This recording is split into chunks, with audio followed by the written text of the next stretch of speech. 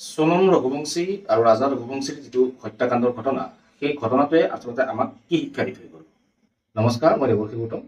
আজি আপোনালোকৰ সৈতে বিশ্লেষণ কৰিবলৈ যিটো বিষয় মই লৈ আহিছোঁ, সেই বিষয়টো হৈছে মেঘালয়ত কিছুদিন আগতে সংঘটিত হোৱা যিটো হত্যাকাণ্ড, সেই হত্যাকাণ্ডত ইতিমধ্যে প্ৰাণ হেৰুৱাইছিল ৰাজা ৰঘুবংশী নামৰ এগৰাকী ব্যক্তিয়ে। আৰু সেই হত্যাকাণ্ডটোৰ সৈতে তেখেতৰ নৱবিবাহিত পত্নী সোনম ৰঘুবংশী জড়িত থকাৰ যি অভিযোগ, সেই অভিযোগ ইতিমধ্যে উত্থাপন হৈছে। পুলিচে তেখেতৰ নৱবিবাহিত পত্নীক ইতিমধ্যে আটক কৰিছে। আজি আমি এই ভিডিঅ'টোত আপোনালোকক সেই হত্যাকাণ্ডৰ বিষয়ে আমি অৱগত কৰিবলৈ অথবা জনাবলৈ চেষ্টা নকৰোঁ। আজি আমি এই ভিডিঅ'টোৰ জৰিয়তে এই হত্যাকাণ্ডটোৱেনো আচলতে আমাক কি শিক্ষা দি গ'ল, সেই বিষয়েহে আলোচনা কৰিবলৈ, সেই বিষয়টো বিশ্লেষণ কৰিবলৈ অকণমান চেষ্টা কৰিম। আশা ৰাখিম আপোনালোকে আমাৰ এই প্ৰচেষ্টাৰ দ্বাৰা কিঞ্চিত হ'লেও উপকৃত হ'ব। আৰু আপোনালোকে আমাৰ এই ভিডিঅ'টো চোৱাৰ পিছত আপোনালোকৰ যি মতামত, সেই মতামত আমাক জনাব বুলি আমি আশা ৰাখিছোঁ। আপোনালোকে ইতিমধ্যে বিভিন্ন সংবাদ মাধ্যম আৰু সামাজিক মাধ্যমৰ জৰিয়তে খবৰটো লাভ কৰিছে যে নৱবিবাহিত যি দম্পতি সোনম ৰঘুবংশী আৰু ৰাজা ৰঘুবংশীয়ে তেওঁলোকৰ বৈবাহিক জীৱনৰ যি প্ৰথম সময়ছোৱা, সেই সময়ছোৱাৰ কিছু নিবিড় মুহূৰ্ত অতিবাহিত কৰিবলৈ শ্বিলঙলৈ আহিছিলে।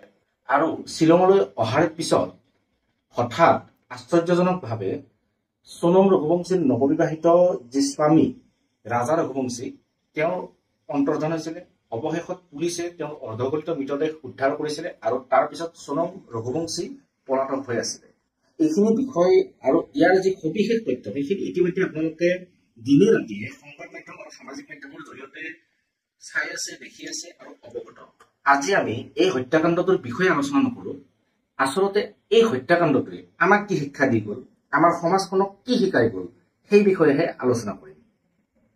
এই হত্যাকাণ্ডটোত যদি চুপাৰী কিলাৰ কেইগৰাকীক বাদ দিয়া হয়, তেনেহ'লে আটাইতকৈ চৰ্চিত নামকেইটা হৈছে মৃত ব্যক্তিগৰাকী ৰাজা ৰঘুবংশী, তেওঁৰ নৱবিবাহিত পত্নী সোনম ৰঘুবংশী আৰু সোনম ৰঘুবংশীৰ যিগৰাকী প্ৰেমিক ৰাজ কুছৱা, তেওঁলোকৰ নামটো যথেষ্ট চৰ্চা লাভ কৰিছে। আচলতে আমাৰ সমাজত যিসমূহ নীতি নিয়ম চলি আছে, সেই নীতি নিয়মসমূহে আমাৰ যি উঠি অহা প্ৰজন্মক কিন্তু বহু সময়ত বিভিন্ন ধৰণে অসুবিধাত পেলোৱা আমি দেখিবলৈ পাওঁ। সাধাৰণতে যদি এখন এৰেঞ্জ মেৰেজ হয়, তেনেহ'লে সেই এৰেঞ্জ মেৰেজৰ সময়ত যি অভিভাৱক থাকে, অভিভাৱকসকলে অৰ্থাৎ ল'ৰা নাইবা ছোৱালী পক্ষ, দুই পক্ষৰে যি অভিভাৱক থাকে, সেই অভিভাৱকসকলে তেওঁলোকে সিদ্ধান্ত গ্ৰহণ কৰে আৰু সেই সিদ্ধান্ত অনুযায়ী এখন বিবাহ সম্পন্ন হয়। আমি বিশেষকৈ দেখিবলৈ পাওঁ যে এৰেঞ্জ মেৰেজৰ সময়ত যেতিয়া অভিভাৱকসকলে যিকোনো সিদ্ধান্ত গ্ৰহণ কৰে, তেনে সিদ্ধান্তত কিন্তু ল'ৰা অথবা ছোৱালীজনীৰ বিশেষ যে সন্মতি ল'ব লাগে, তেনেধৰণৰ কোনো প্ৰয়োজনবোধ অভিভাৱকসকলে নকৰে। এগৰাকী ল'ৰা যেতিয়া সুপ্ৰতিষ্ঠিত হৈ উঠে, তাৰ লগে লগে কিন্তু ঘৰ, পৰিয়াল, আত্মীয় কুটুমে ল'ৰাগৰাকীক বিবাহৰ বাবে যথেষ্ট জোৰ কৰে, বিবাহ সম্পন্ন কৰিবলৈ তেওঁ বিভিন্ন ধৰণে প্ৰেছাৰ দিয়ে। ইয়াৰ বিপৰীতে ঘৰত যদি এগৰাকী ছোৱালী থাকে, ছোৱালীগৰাকীৰ যদি বয়স বিবাহৰ বাবে উপযুক্ত হৈ উঠে, তাৰ লগে লগে কিন্তু ঘৰৰ মানুহে, আত্মীয় কুটুমে ছোৱালীগৰাকীক বিয়া দিবৰ বাবে উঠি পৰি লাগে। এইখিনিত এটা উল্লেখনীয় কথা হ'ল যে বিবাহৰ ক্ষেত্ৰত যেতিয়া এগৰাকী ল'ৰাই বিবাহ কৰিবলৈ আগবাঢ়ে, বিশেষকৈ এৰেঞ্জ মেৰেজৰ ক্ষেত্ৰত ঘৰৰ মানুহে, পৰিয়ালে যেতিয়া এগৰাকী ছোৱালী চায়, ছোৱালীগৰাকী ভাল ঘৰৰ হ'ব লাগিব। তাৰ বিপৰীতে ছোৱালী এগৰাকীক যেতিয়া বিয়া দিয়াৰ কথা ওলাই, আত্মীয় কুটুমে যেতিয়া ল'ৰা বিচাৰে, সেই ল'ৰাজন ভাল হ'ব লাগিব।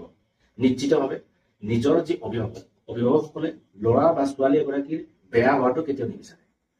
আমি যদি চাবলৈ যাওঁ, তেনেহ'লে বিশেষকৈ বিবাহৰ ক্ষেত্ৰত যি ভাল শব্দটো, সেই শব্দটো কিন্তু ব্যৱহাৰ হয় ল'ৰাৰ ক্ষেত্ৰত এজন সুপ্ৰতিষ্ঠিত ল'ৰাক ভাল বুলি অভিহিত কৰা হয়। ইয়াৰ বিপৰীতে ভাল ঘৰৰ এগৰাকী ছোৱালীক ভাল বুলি কোৱা হয়। ভাল ঘৰ অথবা ভাল যি শব্দটো ছোৱালীৰ ক্ষেত্ৰত উচ্চাৰিত হয়, সেই ছোৱালীজনী অকণমান ধনী ঘৰৰ ছোৱালী হ'ব লাগিব, উচ্চ শিক্ষিত হ'ব লাগিব।